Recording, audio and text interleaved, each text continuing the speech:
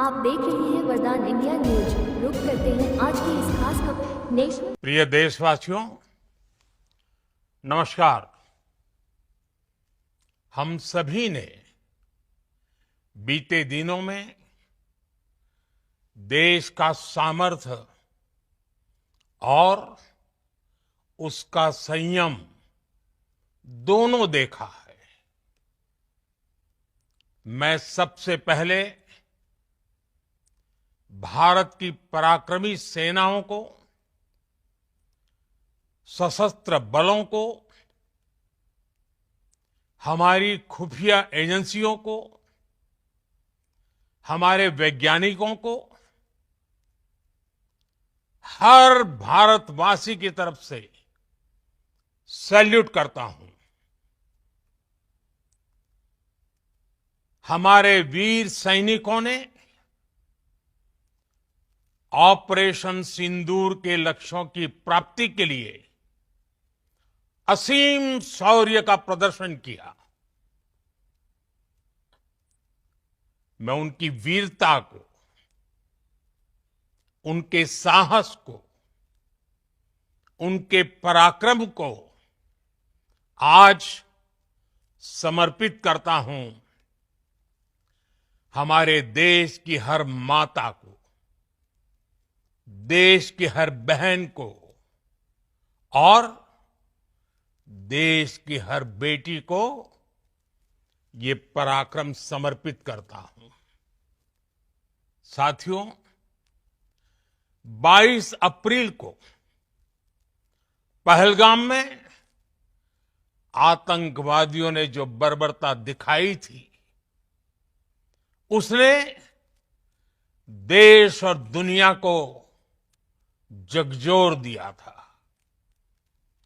छुट्टियां मना रहे निर्दोष मासूम नागरिकों को धर्म पूछकर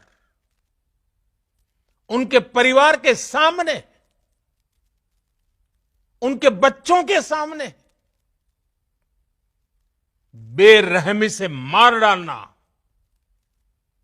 यह आतंक का बहुत विभत्स चेहरा था, क्रूरता थी।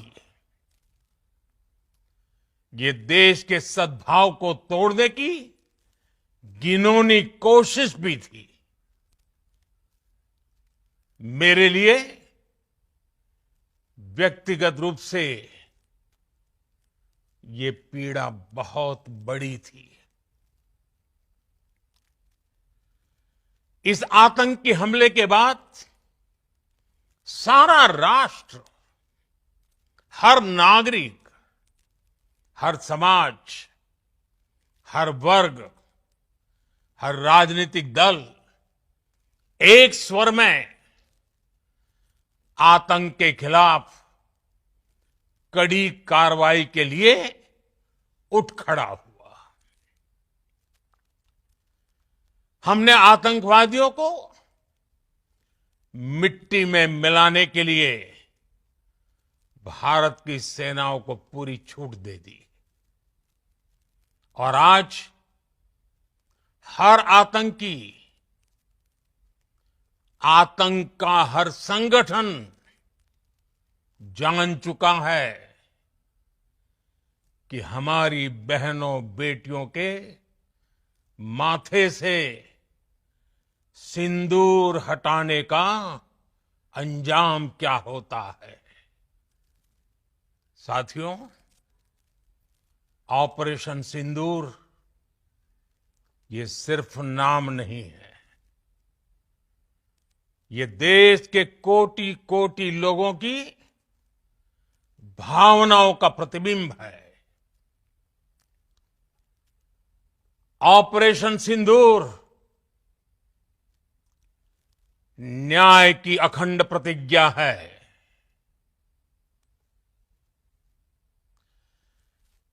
6 मई की देर रात, 7 मई की सुबह पूरी दुनिया ने इस प्रतिज्ञा को परिणाम में बदलते देखा है। भारत की सेनाओं ने पाकिस्तान में आतंक के ठिकानों पर, उनके ट्रेनिंग सेंटर्स पर सटीक प्रहार किया। आतंकियों ने सपने में भी नहीं सोचा था कि भारत इतना बड़ा फैसला ले सकता है। लेकिन जब देश एकजुट होता है, नेशन फर्स्ट की भावना से भरा होता है, राष्ट्र सर्वोपरि होता है, तो फौलादी फैसले लिए जाते हैं, परिणाम लाकर दिखाए जाते हैं। जब पाकिस्तान में आतंक के अड्डों पर भारत की मिसाइलों ने हमला बोला, भारत के ड्रोन्स ने हमला बोला, तो आतंकी संगठनों की इमारतें नहीं, बल्कि उनका हौसला भी थर्रा गया। बहावलपुर और मुरिद के जैसे आतंकी ठिकाने एक प्रकार से ग्लोबल टेररिज्म की यूनिवर्सिटीज रही है। दुनिया में कहीं पर भी जो बड़े आतंकी हमले हुए हैं, चाहे 9/11 हो, चाहे लंदन ट्यूब बॉम्बिंग हो, या भारत में दशकों से जो बड़े बड़े आतंकी हमले हुए हैं, उन सब के तार कहीं ना कहीं आतंक के इन्हीं ठिकानों से जुड़ते रहे हैं। आतंकियों ने हमारी बहनों का सिंदूर उजाड़ा था, इसलिए भारत ने आतंक के ये हेडक्वार्टर्स उजाड़ दिए। भारत के इन हमलों में 100 से अधिक खूंखार आतंकवादियों को मौत के घाट उतारा गया है। आतंक के बहुत सारे आका बीते 2.5-3 दशकों से खुलेआम पाकिस्तान में घूम रहे थे, जो भारत के खिलाफ साजिशें करते थे। उन्हें भारत ने एक झटके में खत्म कर दिया। साथियों, भारत की इस कार्रवाई से पाकिस्तान घोर निराशा में गिर गया था, हताशा में गिर गया था, बौखला गया था। और इसी बौखलाहट में उसने एक और दुस्साहस किया।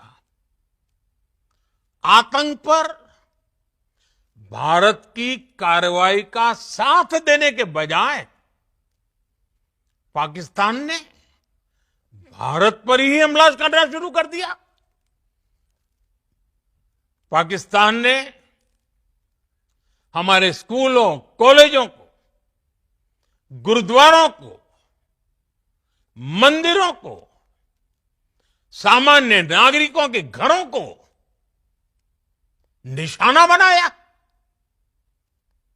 पाकिस्तान ने हमारे सैन्य ठिकानों को निशाना बनाया। लेकिन इसमें भी पाकिस्तान खुद बेनकाब हो गया। दुनिया ने देखा कि कैसे पाकिस्तान के ड्रोन्स, पाकिस्तान की मिसाइलें भारत के सामने तिनके की तरफ बिखर गई। भारत के सशक्त एयर डिफेंस सिस्टम ने उन्हें आसमान में ही नष्ट कर दिया। पाकिस्तान की तैयारी सीमा पर वार की थी, लेकिन भारत ने पाकिस्तान के सीने पर वार कर दिया। भारत के ड्रोन्स, भारत की मिसाइलों ने सटीकता के साथ हमला किया। पाकिस्तानी वायुसेना के उन एयरबेस को नुकसान पहुंचाया, जिस पर पाकिस्तान को बहुत घमंड था। भारत ने पहले 3 दिनों में ही पाकिस्तान को इतना तबाह कर दिया, जिसका उसे अंदाजा भी नहीं था। इसलिए भारत की आक्रामक कार्रवाई के बाद पाकिस्तान बचने के रास्ते खोजने लगा। पाकिस्तान दुनिया भर में तनाव कम करने के लिए गुहार लगा रहा था, और बुरी तरह पीटने के बाद इसी मजबूरी में 10 मई की दोपहर को पाकिस्तानी सेना ने हमारे डीजीएमओ को संपर्क किया। तब तक हम आतंकवाद के इंफ्रास्ट्रक्चर को बड़े पैमाने पर तबाह कर चुके थे। आतंकियों को मौत के घाट उतार दिया गया था। पाकिस्तान के सीने में बसाए गए आतंक के अड्डों को हमने खंडहर बना दिया था। इसलिए जब पाकिस्तान की तरफ से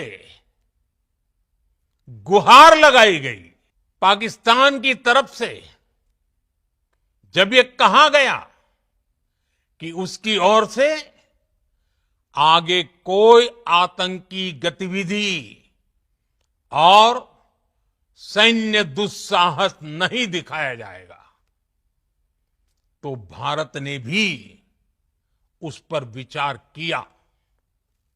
और मैं फिर दोहरा रहा हूं, हमने पाकिस्तान के आतंकी और सैन्य ठिकानों पर अपनी जवाबी कार्रवाई को अभी सिर्फ स्थगित किया है। आने वाले दिनों में हम पाकिस्तान के हर कदम को इस कसौटी पर मापेंगे कि वो क्या रवैया अपनाता है। साथियों, भारत की तीनों सेनाएं, हमारी एयरफोर्स, हमारी आर्मी और हमारी नेवी, हमारी border security force BSF, Bharat के अर्धसैनिक बल लगातार अलर्ट पर है। सर्जिकल स्ट्राइक और एयर स्ट्राइक के बाद अब ऑपरेशन सिंदूर आतंक के खिलाफ भारत की नीति है। ऑपरेशन सिंदूर ने आतंक के खिलाफ लड़ाई में एक नई लकीर खींच दी है, एक नया पैमाना, न्यू नॉर्मल तय कर दिया है। पहला, भारत पर आतंकी हमला हुआ तो मुंह तोड़ जवाब दिया जाएगा। हम अपने तरीके से, अपनी शर्तों पर जवाब देकर रहेंगे। हर उस जगह जाकर कठोर कार्रवाई करेंगे जहां से आतंक की जड़ें निकलती हैं। दूसरा, कोई भी न्यूक्लियर ब्लैकमेल भारत नहीं सहेगा। न्यूक्लियर ब्लैकमेल की आड़ में पनप रहे आतंकी ठिकानों पर भारत सटीक और निर्णायक प्रहार करेगा। तीसरा, हम आतंक की सरपरस्त सरकार और आतंक के आकाओं को अलग अलग नहीं देखेंगे। ऑपरेशन सिंदूर के दौरान दुनिया ने पाकिस्तान का वो घिनौना सच फिर देखा है, जब मारे गए आतंकियों को विदाई देने पाकिस्तानी सेना के बड़े बड़े अफसर उमड़ पड़े। स्टेट स्पॉन्सर्ड टेररिज्म का ये बहुत बड़ा सबूत है। हम भारत और अपने नागरिकों को किसी भी खतरे से बचाने के लिए लगातार निर्णायक कदम उठाते रहेंगे। साथियों, युद्ध के मैदान पर हमने हर बार पाकिस्तान को धूल चटाई है और इस बार ऑपरेशन सिंदूर ने नया आयाम जोड़ा है। हमने रेगिस्तानों और पहाड़ों में अपनी क्षमता का शानदार प्रदर्शन किया और साथ ही न्यू एज वॉरफेयर में भी अपनी श्रेष्ठता सिद्ध की। इस ऑपरेशन के दौरान हमारे मेड इन इंडिया हथियारों की प्रामाणिकता सिद्ध हुई।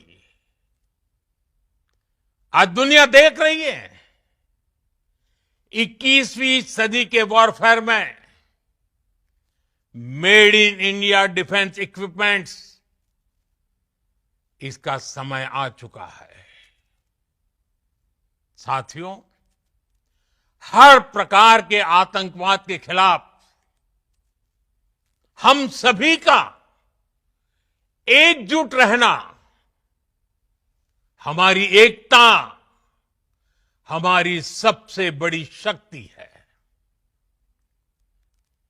निश्चित तौर पर ये युग युद्ध का नहीं है, लेकिन ये युग आतंकवाद का भी नहीं है। टेररिज्म के खिलाफ जीरो टॉलरेंस,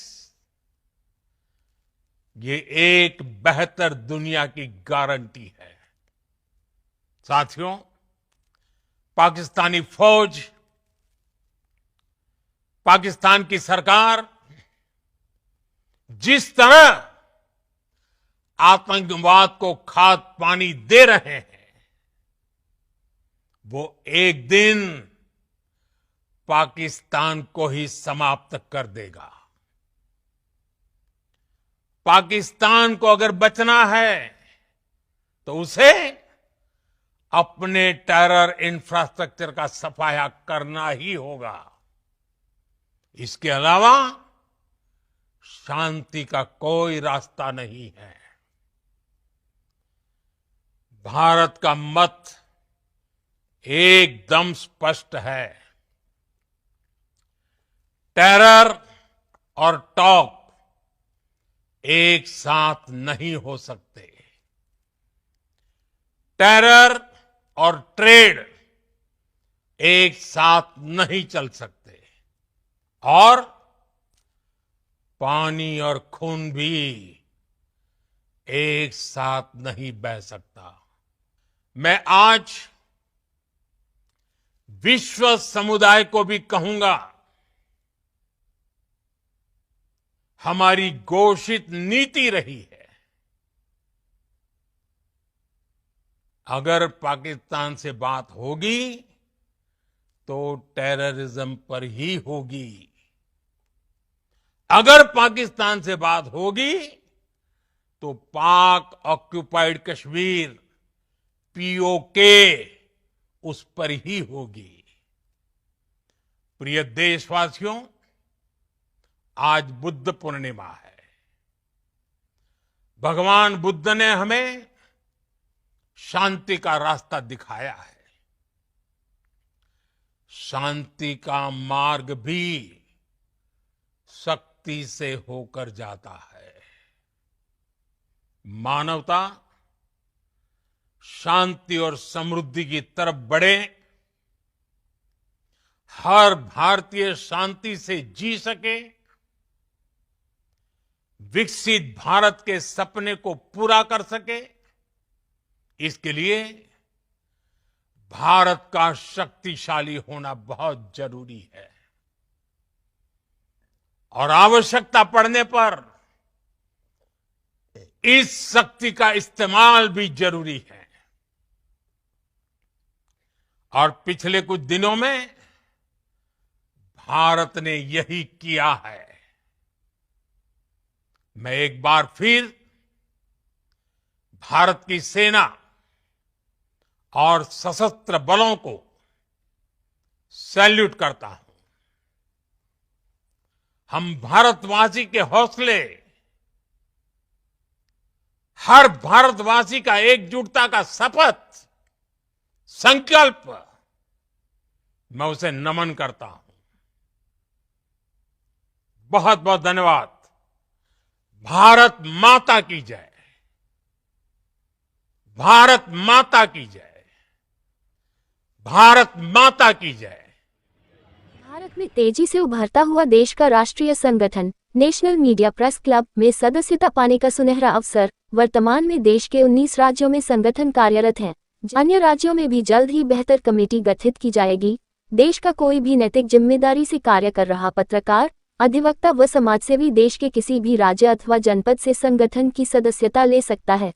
सदस्यता पाने हेतु अपना आधार कार्ड, कार्यरत संस्थान का ID card, passport size photo, सदस्यता स्क्रीनशॉट फॉर्म के साथ संलग्न करके ईमेल आईडी nationalmediapc@gmail.com के माध्यम से अथवा व्हाट्सएप नंबर 94 50 12 25 92 के माध्यम से भेज सकते हैं और संगठन के साथ जुड़कर संगठित रहते हुए देश व समाजहित में निरंतर कार्य कर सकते हैं। तो आइए आज ही भारत के किसी भी राज्य अथवा जनपद से संगठन की सदस्यता लें।